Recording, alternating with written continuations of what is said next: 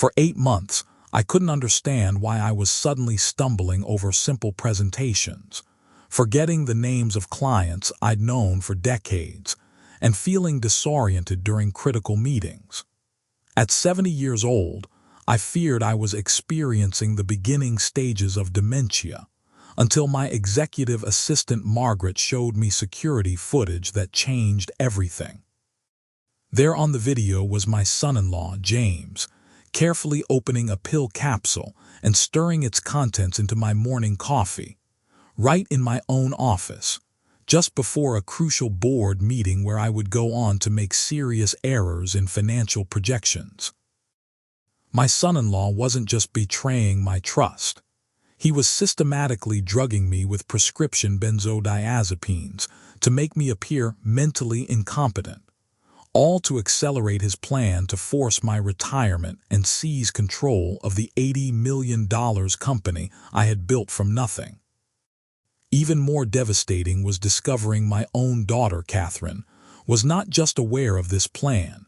She was an active participant, telling board members behind my back that it was time for compassionate intervention regarding my declining mental capacity. Before we continue, please subscribe to the channel and let us know where you're listening in the comments. My name is Bill Harrison, and at 70 years old, I was still actively serving as CEO of Harrison International Logistics, a company I founded in 1978 with nothing but a single truck and an unwavering work ethic. My journey to success wasn't a straight line. I grew up in a working-class neighborhood in South Chicago, the son of a factory worker and a seamstress. My father, Harold Harrison, worked the same assembly line for 42 years, coming home each night with grease-stained hands and a tired smile. From him, I learned the value of consistency and showing up every day, no matter how difficult. My mother, Eleanor, supplemented the family income by taking in alterations and sewing work from neighbors. She taught me that quality and reputation were everything in business. Do good work and people will remember. Do poor work and they'll never forget, she would say as her fingers flew across the fabric. I wasn't a particularly good student in high school, more interested in my part-time job at the local delivery service than academics. But I had a knack for logistics, for figuring out the fastest routes, for keeping track of multiple deliveries in my head, for understanding what customers needed before they even asked. After graduation, I enlisted in the Army during the Vietnam War, where I was assigned to logistics and transport operations. Those years in the military refined my natural talents and taught me discipline, leadership, and how to perform under pressure. When I returned home in 1974, I worked for several shipping companies before deciding I could do better on my own. I sold my car, borrowed money from my parents and 2 friends, and purchased a used delivery truck. Harrison Delivery Service began with just me, that single truck, and a rented garage space that served as both warehouse and office. Starting as a local delivery service in Chicago, I focused on reliability and personal service. I answered the phone myself, drove the truck myself, and personally apologized for any delays or issues. My first big break came 6 months in when Midwest Electronics, a regional retailer, was let down by their regular delivery service. The purchasing manager, Frank Thompson, took a chance on my small operation for an emergency shipment. I stayed up all night organizing the deliveries and drove for 14 hours straight to ensure everything arrived on schedule. That one job led to a regular contract, which gave me the stability to hire my first employee, purchase a second truck, and expand beyond Chicago's city limits. I gradually built the business into a global logistics operation with offices in 12 countries, a fleet of over 300 vehicles, and annual revenues exceeding $80 million. The company remained privately held, with me as majority shareholder, though I had distributed ownership stakes to key executives and family members over the years. Along the way, we expanded from simple deliveries to full supply chain management, international freight forwarding, and specialized transportation of high-value and sensitive cargo. We developed proprietary tracking software before most of our competitors recognized the importance of technology in logistics. And we built a reputation for solving the shipping problems that other companies couldn't handle. The unusual, the time-sensitive, the complex multi-country routes. My wife Margaret had been my partner in building the business from day one. We met at a client's office in 1975, where she was working as an administrative assistant. She impressed me immediately with her intelligence and efficiency. 3 months later, when I needed help managing the growing paperwork of my fledgling company, I offered her a job. 6 months after that, I offered her a ring. She handled the books and administration while I focused on operations and sales. Margaret had a head for numbers that surpassed my own and an uncanny ability to predict which potential clients would be profitable and which would be trouble. Together, we worked 80-hour weeks for years, reinvesting profits and gradually expanding our services and reach. Our early office was the converted den of our small house, with a playpen in the corner for our children when they came along. As the business grew, so did our family. We raised 2 children together. Our son Michael, now 43, who had never shown interest in the family business and instead became an architect in San Francisco, and our daughter Catherine, 40, who had joined the company straight out of her MBA program 12 years ago. Michael had always been creative and independent, showing talent in drawing and design from an early age. While Catherine was accompanying me to the warehouse and learning about shipping routes, Michael was designing elaborate structures with his building blocks and later creating detailed sketches of buildings he imagined.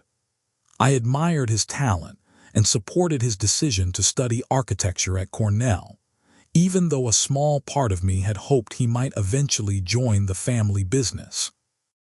He established a successful career designing sustainable commercial buildings in California, married a pediatrician named Laura, and gave us 2 grandchildren, Emma and Noah. Though his path took him far from Chicago, we maintained a close relationship, with regular visits and video calls. Catherine, on the other hand, had been fascinated by the business since childhood. She would sit in my office after school, listening to phone calls and asking insightful questions about why we made certain decisions. In high school, she worked summers in various departments, learning operations from the ground up.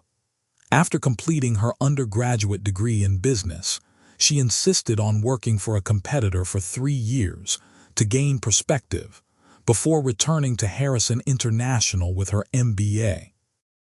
I respected her decision, and was impressed when she returned with valuable insights about our competition and industry trends. Catherine had always been ambitious and business-minded, reminiscent of me in many ways. She had worked her way through various departments, proving herself capable and dedicated. 3 years ago, I had promoted her to Chief Operations Officer, with the understanding that she was being groomed to eventually take over as CEO when I retired. The transition wouldn't happen immediately. I still had much to teach her about the relationships and strategic thinking that had built our success. But the path was clear. When Margaret died of pancreatic cancer 5 years ago, after 43 years of marriage, I lost both my life partner and my most trusted business advisor. Her illness had progressed rapidly, giving us only 4 months from diagnosis to her passing. Those months were a blur of hospital visits, experimental treatments, and difficult conversations about the future. I was devastated by her loss and threw myself into work as a coping mechanism.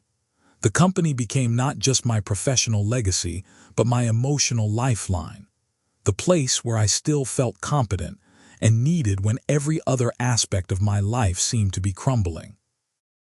Around that same time, Catherine had married James Whitfield, a charismatic financial analyst she met at a business conference. James was 45 to Catherine's 37, older than her, but still significantly younger than my 70 years. He had an impressive resume: Harvard Business School, stints at prestigious consulting firms, and a track record of helping companies optimize their financial performance. Tall, well-dressed, and articulate, James exuded confidence and authority. He charmed Margaret during the brief time they knew each other, and after her death, he seemed to make a particular effort to connect with me, often stopping by my house with Catherine to check in or inviting me to dinner. Initially, I was pleased when Catherine suggested bringing James into the company as our chief financial officer. Our previous CFO had recently retired, and James' credentials were impeccable. The board unanimously approved his appointment, impressed by both his experience and the detailed financial strategy he presented during his interview. He quickly demonstrated his value, identifying inefficiencies in our financial systems and implementing changes that improved our bottom line by nearly 8% in his first year. He was personable with the board, charming at company events, and seemed to genuinely care about the business Margaret and I had built. Everyone, myself included, thought he was a tremendous asset to both our family and the business. After James had been with the company for about a year, Catherine began suggesting it was time for me to consider stepping back from day-to-day operations. "Dad, you've worked so hard for so long," she would say. "Don't you want to enjoy life a bit? Travel, play golf, you've earned it." I wasn't opposed to eventual retirement, but at 69, I still felt sharp and engaged. The business was my passion, and without Margaret, it provided structure and purpose to my days. I agreed to reduce my schedule to 4 days a week, but maintained my position as CEO and chairman of the board. This arrangement seemed to work well for several months. I took Fridays off, occasionally traveled, and even bought a vacation home in Naples, Florida, where I spent a few weeks during the winter. Meanwhile, Catherine and James took on more responsibilities, with James increasingly involving himself in areas beyond finance, strategic planning, client relationships, and corporate governance. In retrospect, the warning signs were there. James began scheduling important meetings on Fridays when I wasn't in the office. When I would inquire about these meetings afterward, the summaries I received were always vague and minimized the significance of decisions made. Catherine started making comments about my senior moments, when I occasionally forgot minor details, comments that seemed good-natured on the surface but created a subtle narrative about my cognitive decline. Our board dynamics also began to shift. 2 new members had joined after Margaret's death: Dr. Elaine Chen, a retired pharmaceutical executive who had been James' mentor early in his career, and Patrick Donovan, the CEO of a tech company who had worked with James at McKinsey Consulting. Both were qualified candidates who brought valuable perspectives, but I later realized they had been specifically selected for their connections to James and their likely support of his agenda. Then, about 8 months ago, something strange began happening. I started experiencing unusual symptoms, particularly during or after important meetings. I would suddenly feel foggy, have difficulty concentrating, and sometimes slur my words slightly. My memory, which had always been exceptional, became unreliable during these episodes. They weren't constant but seemed to occur at particularly inopportune moments, during board presentations, meetings with major clients, or strategic planning sessions. The first serious incident occurred during my quarterly presentation to the board. I had prepared thoroughly the night before, reviewing all the financial data and strategic initiatives as I always did. But 20 minutes into my presentation, I suddenly couldn't remember basic facts about our Southeast Asian expansion, a project I had personally spearheaded. I stumbled over numbers, confused key metrics, and at one point completely lost my train of thought mid-sentence. James smoothly stepped in, correcting my mistakes and finishing the presentation flawlessly. The board members exchanged concerned glances, and afterward, Dr. Chen gently suggested I might want to get checked out, just to be safe. The episodes continued and worsened. During a client meeting with Global Pharmaceuticals, our largest customer, I called their CEO by the wrong name repeatedly despite having known him for 15 years. At an industry conference where I was scheduled to deliver the keynote address, I had to abandon my prepared remarks halfway through, claiming technical issues with the teleprompter, when in reality the words on the screen had begun to swim before my eyes, becoming incomprehensible. Each time, Catherine or James was there to step in, to smooth things over, to give explanations that increasingly centered around concerns about my age and health. Concerned about these symptoms, I visited my doctor, Dr. Thomas Welch, who had been my physician for over 20 years. He conducted a thorough examination, including cognitive testing, and found nothing concerning. Physically and mentally, "You're in excellent shape for a man of any age, Bill," he assured me.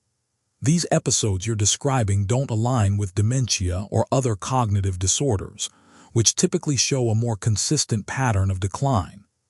He suggested the symptoms might be stress-related or possibly tied to blood pressure fluctuations, and recommended monitoring and stress reduction techniques. Dr. Welch also suggested I keep a journal of when these episodes occurred, noting what I had eaten or drunk beforehand and who was present, to see if we could identify any triggers or patterns. I took his advice seriously, starting a detailed log of my symptoms and the circumstances surrounding them. Despite Dr. Welch's reassurance, the episodes continued and even seemed to worsen. After one particularly disastrous board meeting where I misstated several key financial figures and lost my train of thought repeatedly, 2 board members, longtime friends and business associates, approached me privately with their concerns. "Bill, we're worried about you," said Robert Chen, who had been on my board for 15 years. "This isn't like you.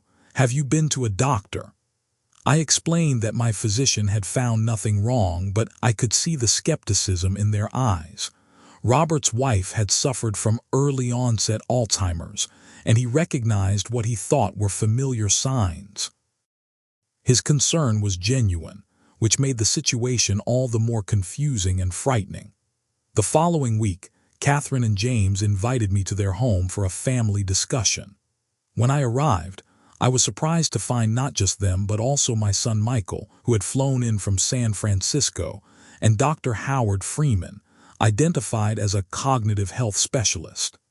It was an intervention, carefully orchestrated by Catherine and James, focused on my allegedly declining mental capacity. "Dad, we're all concerned," Catherine said gently. "Your performance at work has become erratic. You're making mistakes you never would have made before. Dr. Freeman is here to help us discuss options for comprehensive cognitive testing." Michael, who had always been less involved in the business, seemed uncomfortable but added, "We're worried about you, Dad. This isn't about the company, it's about your health and well-being." I was stunned and defensive. "There's nothing wrong with my cognition," I insisted. "Dr. Welch just gave me a clean bill of health last month." Dr. Freeman, whom I'd never met before, smiled sympathetically. "General practitioners aren't always equipped to identify subtle cognitive changes, Mr. Harrison, especially in highly intelligent individuals who can compensate for early decline." The conversation continued in this vein, with Catherine and James presenting examples of my supposed mental lapses, all of which had conveniently occurred during important business functions. They suggested I undergo extensive neurological testing and consider stepping down as CEO in the meantime, for the good of the company. Michael remained mostly quiet during this discussion, occasionally shooting questioning glances at his sister and brother-in-law. Later, when we had a moment alone, he confided, "Dad, they called me 3 days ago saying this was an emergency. I'm not entirely convinced. You seem perfectly lucid to me right now, but Catherine was so insistent that something was wrong." This was the first indication that perhaps my son wasn't fully aligned with Catherine and James' assessment, a realization that would prove important later. I left their house feeling confused and betrayed. The symptoms I had been experiencing were real, but they were inconsistent and didn't match what I knew about cognitive decline. Something didn't add up, but I couldn't put my finger on what. The next day, I called Dr. Welch and requested another appointment, sharing the concerns raised at the intervention. He agreed to refer me to a neurologist for more specialized testing, but reiterated that he had seen no red flags in his examination. "In my professional opinion, you're not showing signs of dementia, Bill," he said firmly. "But let's get you the testing if only to put your mind and your families at ease." The neurological testing was scheduled for the following week. In the meantime, I continued my normal work routine, but began paying closer attention to when exactly these episodes of confusion occurred. I noticed a pattern. They almost always happened on days when I had morning meetings at the office, particularly when Catherine and James were present. On days when I worked from home or had meetings outside the office, I generally felt sharp and clear-headed. This observation gave me pause. Could there be something in the office environment affecting me? An air quality issue perhaps, or something more sinister. I confided my suspicions to my executive assistant, Margaret Dawson, who had worked with me for over 20 years and was fiercely loyal. Margaret had expressed her own concerns about my episodes, but had never questioned my overall competence. "Something strange is happening," I told her. "These episodes only seem to occur at certain times, almost as if they're triggered somehow." Margaret's expression grew serious. "Mr. Harrison, I've noticed James in your office several times before your morning meetings when you've stepped out to greet clients or use the restroom. He said he was leaving reports for you to review, but—" She hesitated. "It seemed odd that he wouldn't just email them or have me give them to you." This information sent a chill through me. Margaret continued, lowering her voice, "And there's something else. Last week I overheard Catherine and James arguing in her office. Catherine said something like, 'This is taking too long,' and James replied, 'Trust me, the board will act after the quarterly meeting.' When they realized I was nearby, they immediately changed the subject. On a hunch, I asked our IT director, Alan Simmons, to review the security camera footage from my office over the past several weeks. I gave no explanation beyond needing to track who had accessed some sensitive documents. Alan was a 30-year veteran of the company who had modernized our systems over the decades and remained fiercely protective of the company's security. 2 days later, Alan provided me with several video clips, clearly uncomfortable. "Sir, I think you should look at these privately," he said. "And there's more. I took the liberty of checking Mr. Whitfield's computer activity. He's been researching medication interactions in older adults, specifically benzodiazepines and their effects on cognition. Also, he's been exchanging emails with someone at Meridian Capital about a potential acquisition of Harrison International. What I saw on those security videos confirmed my worst suspicions. On multiple occasions, James entered my office when I was briefly away from my desk. In several clips, he could be clearly seen opening what appeared to be a medication capsule and stirring its contents into my coffee cup. His movements were quick and practiced, suggesting this wasn't the first time. In one particularly damning clip, Catherine could be seen standing watch at the door while James adulterated my drink. I felt physically ill watching this betrayal unfold on screen. The son-in-law I had welcomed into both my family and my company was systematically drugging me, and with my daughter's knowledge and complicity. Their intervention hadn't been motivated by concern, but was part of a calculated plan to push me out of my own company. I immediately contacted Dr. Welch, shared what I had discovered, and asked for comprehensive toxicology testing. The results came back positive for alprazolam Xanax and lorazepam Ativan, both benzodiazepines that can cause confusion, memory problems, and slurred speech, especially in older adults. These were not medications I had been prescribed or was taking knowingly. With this evidence in hand, I faced a devastating decision: how to confront my daughter and son-in-law about this elaborate betrayal. I needed allies I could trust completely. I called my son Michael in San Francisco, explaining everything we had discovered. His shock quickly turned to anger. "I'm flying in tonight," he said. "Those bastards used me in their scheme, made me think I was helping you when I was just giving credibility to their lies." Next, I contacted Victor Ramirez, our chief strategy officer who had been with the company for 22 years. Victor had started as an analyst and worked his way up through the ranks, demonstrating both brilliant strategic thinking and unwavering loyalty. He had been increasingly sidelined by James and Catherine over the past year, his recommendations often overruled or ignored. When I showed him the evidence, his face darkened with anger. "I knew something wasn't right," he said. "James has been meeting with department heads without your knowledge, suggesting changes to our core business model that contradict everything we've built. And there have been rumors about a potential sale that no one was supposed to discuss with you." I consulted with my attorney, Richard Goldman, who had represented me for decades. "This isn't just a family matter, Bill," he warned. "What James has done constitutes assault at minimum, possibly attempted corporate fraud and elder abuse. These are criminal offenses." Richard advised me to document everything, secure the video evidence off-site, and consider involving law enforcement.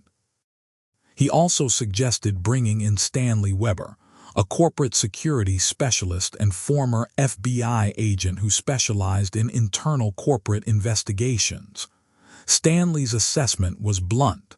"This is a coordinated effort to wrest control of the company from you," he said after reviewing all the evidence. "The drugging is just one component. Based on the emails we've recovered, James has been systematically undermining you with the board, key clients, and even some of your executive team for months. And the Meridian Capital connection is particularly concerning.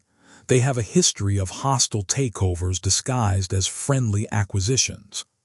But the thought of pressing criminal charges against my daughter's husband and implicating my own daughter was agonizing.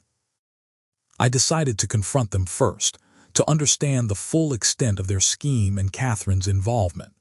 With Margaret, Richard, and Victor present as witnesses, I called Catherine and James to a meeting in my office after hours.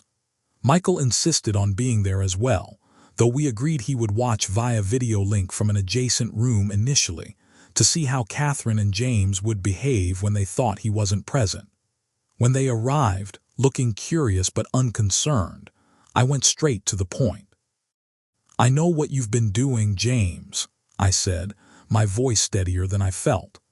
"I have video evidence of you putting drugs in my coffee, drugs that showed up in my toxicology screening yesterday." The color drained from James' face, while Catherine looked genuinely shocked, a reaction that gave me a momentary hope that perhaps she hadn't known about the drugging aspect of their plan. "That's ridiculous," James sputtered. "You're confused again, Bill. This is exactly what we've been worried about." I nodded to Margaret, who played one of the video clips on the conference room screen. The footage was unmistakable, James carefully opening a capsule and stirring its contents into my coffee cup, glancing furtively at the door as he did so. Then we played a second clip, the one showing Catherine acting as lookout, The silence that followed was deafening. "I don't understand," Catherine finally said, her voice small. "James, what is this?" James' demeanor changed completely. The charming, concerned son-in-law disappeared, replaced by a cold, calculating strategist. "You needed to retire, Bill," he said flatly. "The company needs younger leadership to move forward. We tried to suggest it nicely, but you wouldn't listen. This was the only way to make the board see what we already knew, that you're too old to remain in charge." I asked, looking directly at my daughter. "Did you know he was drugging me, Catherine?" She hesitated, tears forming in her eyes. "Not at first," she said. "I swear I didn't know at the beginning, but—" She looked down, unable to meet my gaze. "I figured it out about 2 months ago. James said it was just something to help you relax during presentations, that it wasn't harmful. I convinced myself it was for your own good, that you needed help transitioning but were too stubborn to admit it." At that moment, Michael entered the room, his face tight with controlled fury. "How could you do this?" he demanded of his sister. "How could you drug our father? Do you have any idea how dangerous that was? What if he had been driving? What if he had a bad reaction to the medication?" Catherine flinched at her brother's unexpected appearance and accusation. James scoffed. "Don't play innocent, Kath. You knew exactly what was happening. It was your idea to get your brother involved in the intervention. You said it would give us more credibility with the board." The betrayal cut deeper than I could have imagined. My son-in-law had been drugging me, and my daughter had become complicit in the scheme, all to force me out of my own company. "Why?"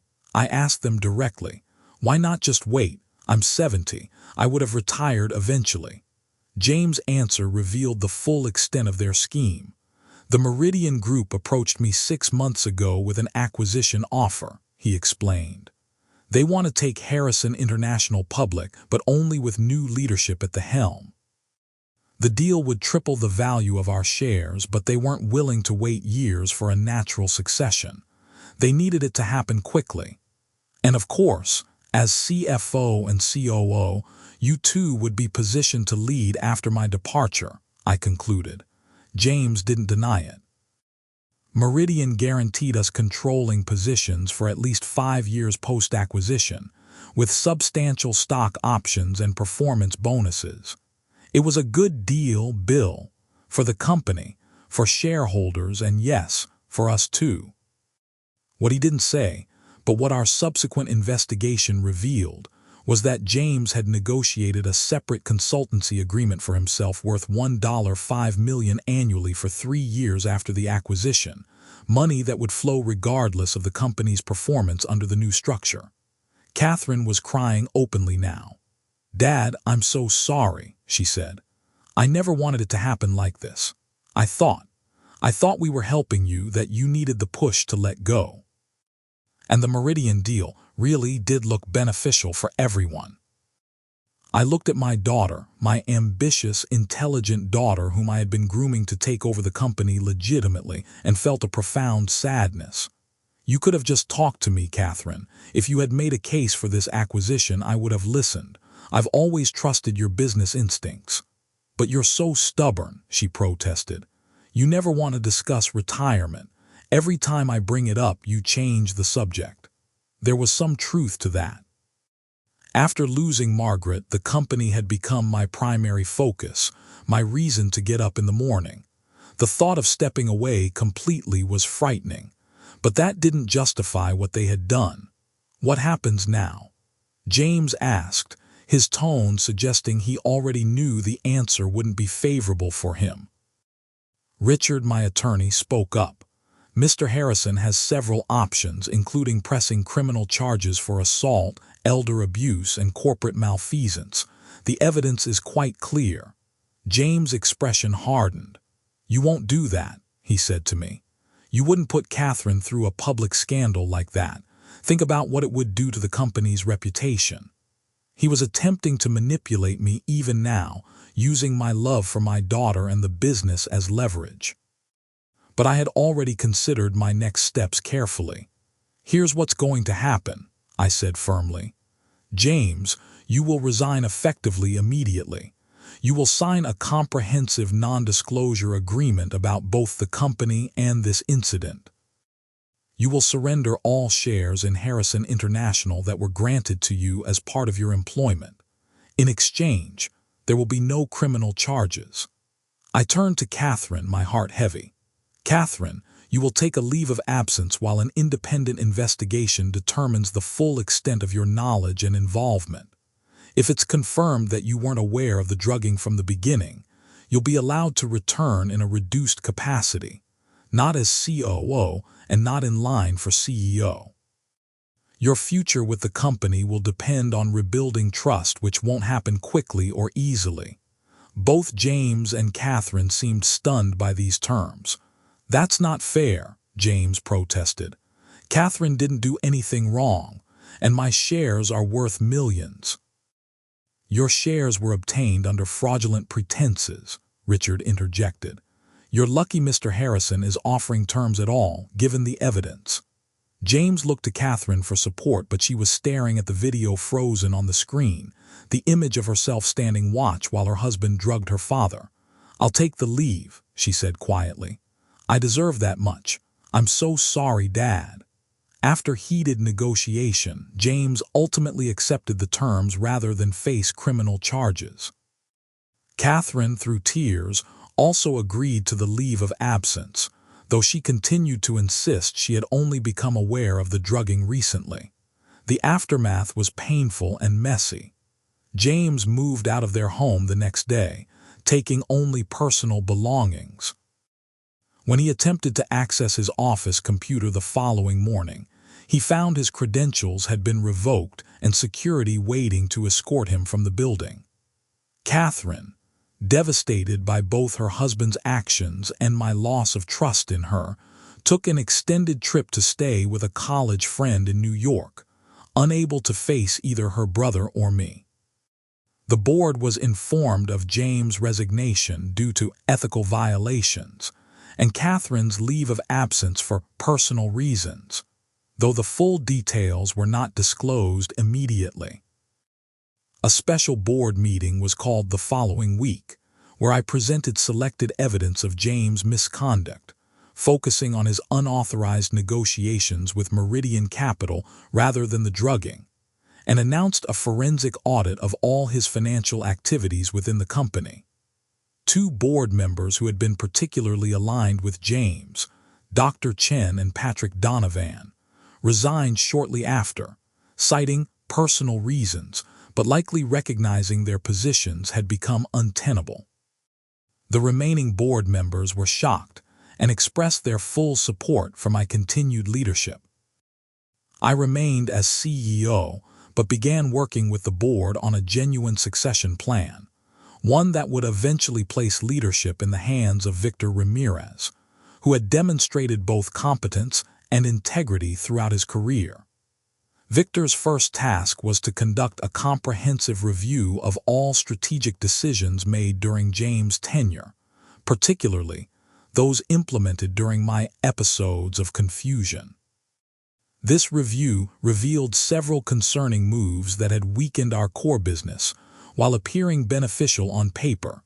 Classic preparation for an acquisition where the buyer wants to minimize competition while maximizing short-term profitability.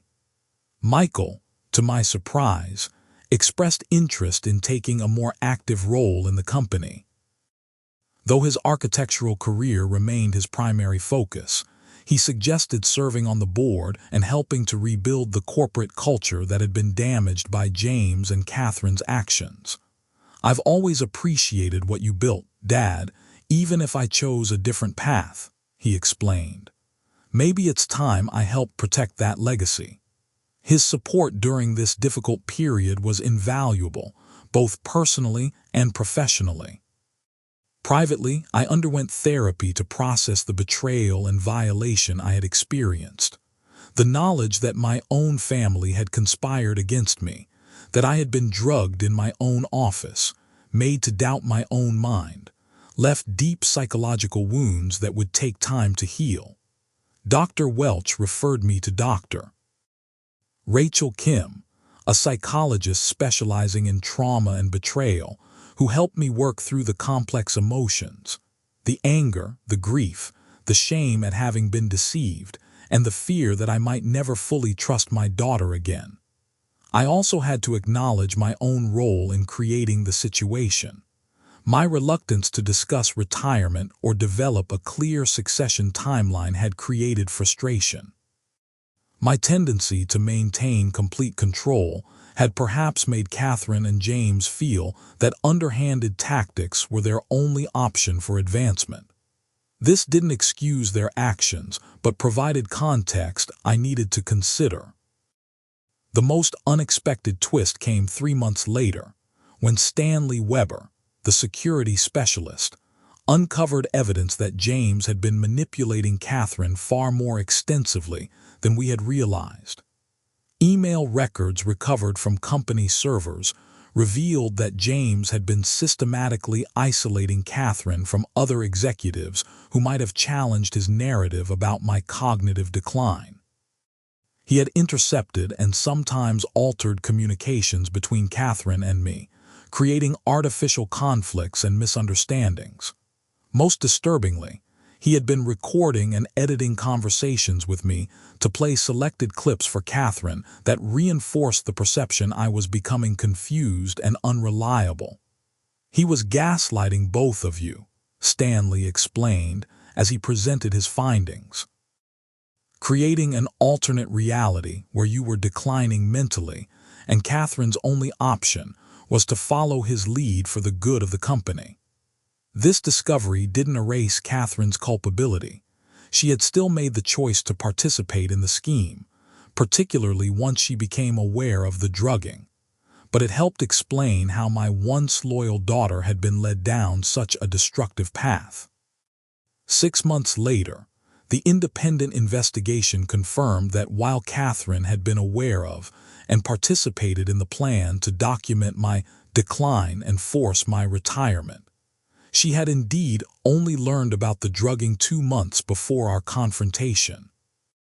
The investigation also revealed that James had been embezzling small but significant amounts through an elaborate scheme involving consultant payments, possibly as a backup plan if the acquisition fell through. Catherine and James divorced shortly after. She returned to Chicago but did not immediately rejoin the company. Instead, she entered therapy, both individually and with me, to rebuild our shattered relationship. Those sessions were difficult but necessary, forcing both of us to confront uncomfortable truths about ourselves and our dynamics. "I was so focused on proving myself, on showing I could lead the company even better than you," she admitted during one particularly emotional session. "I lost sight of what matters: integrity, family, the values you and Mom always taught us." As for James, he moved to Boston and took a position with a smaller financial firm. The non-disclosure agreement prevented him from discussing what had happened, but the financial and professional setback was significant. He had gambled on his scheme succeeding and lost everything in the process. 6 months after his departure, we received an anonymous tip that James was violating his NDA, discussing the situation with potential employers and business partners.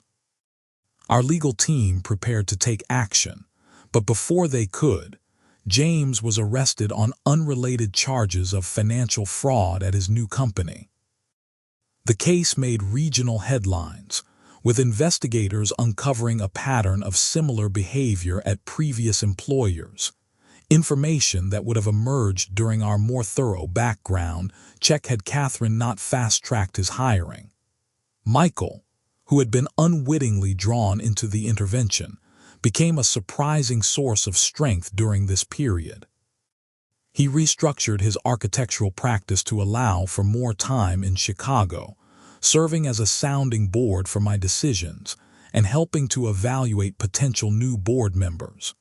His outside perspective proved invaluable as we reshaped the company's governance structure to prevent similar vulnerabilities in the future. A year has passed since that devastating discovery.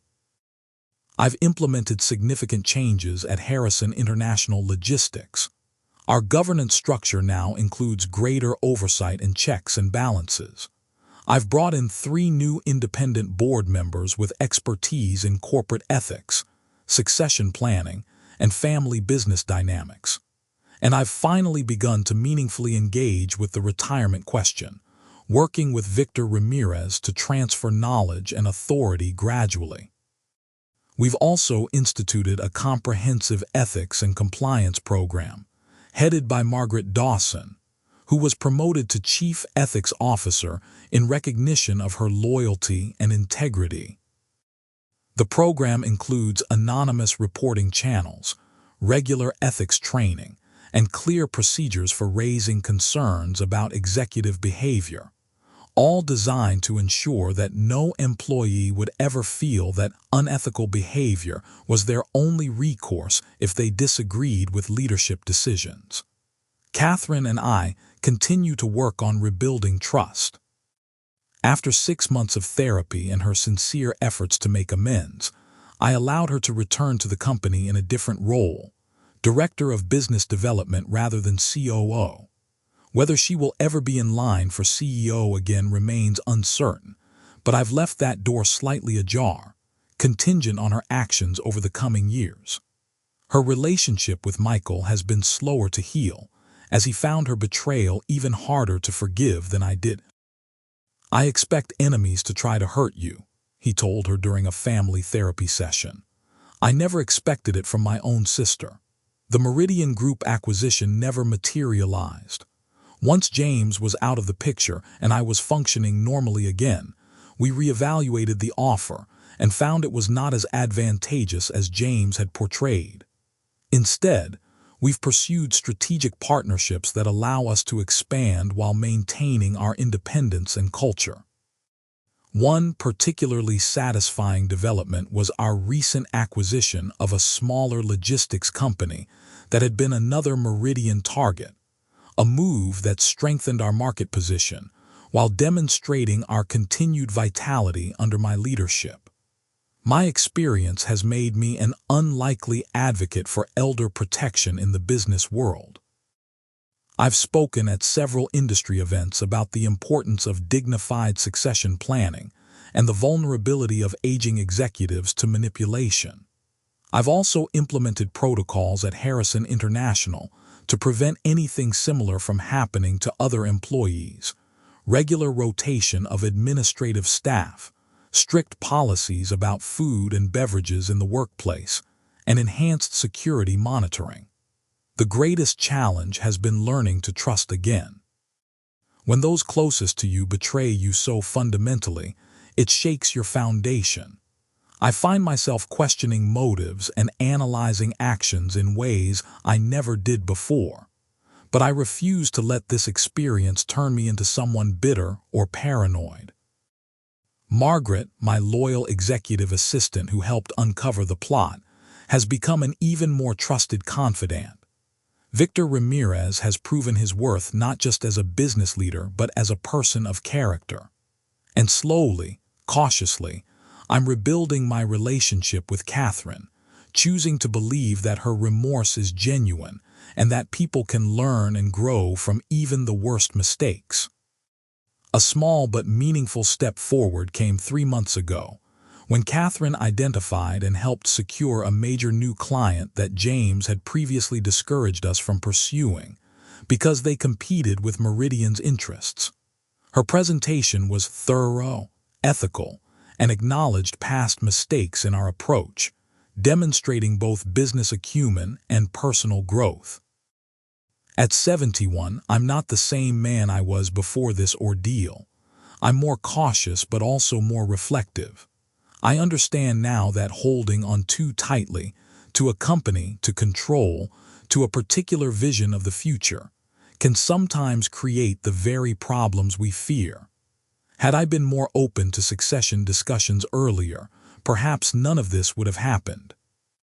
Yet I also believe more firmly than ever in the importance of integrity, in doing things the right way even when the right way is harder or slower.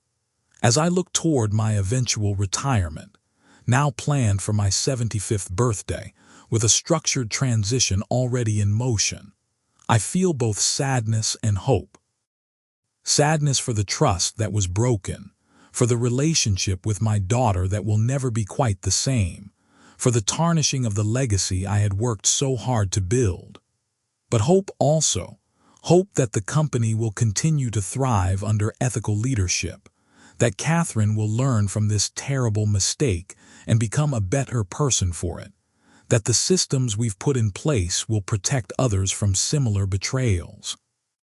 Most importantly, I have hope that wounds, even the deepest ones inflicted by those we love, can heal with time, honesty, and the courage to move forward. If you like this story, please like this video. Subscribe to the channel and share your impressions of this story in the comments. To listen to the next story, click on the box on the left.